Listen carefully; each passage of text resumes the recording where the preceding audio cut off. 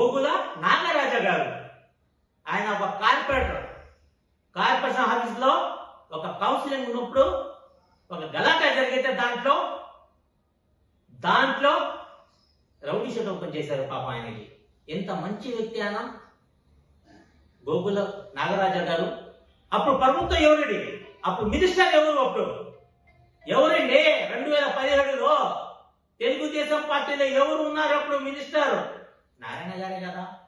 ఆయన rowdy sheet open చేసి అక్రమంగా కేసులు పెట్టించి మళ్ళా ఆయన రౌడీ షీట్లకి తొలగిస్తారా? అక్రమంగా కేసులు పెట్టు ఉంటే ఏం నారాయణ గారు, ఇట్లాంటి రూప్ గారికి మీరు మేరిచ్చి ఏం మాట్లాడుతున్నారు? ఆయన మైక్ ముందు మీ పరువు తీస్తున్నారు నారాయణ గారు. ఒకసారి ఆలోచించాలా నారాయణ గారు? అది కూడా మైపాడ్ గేట్ దగ్గర బంకులు ఇచ్చారు.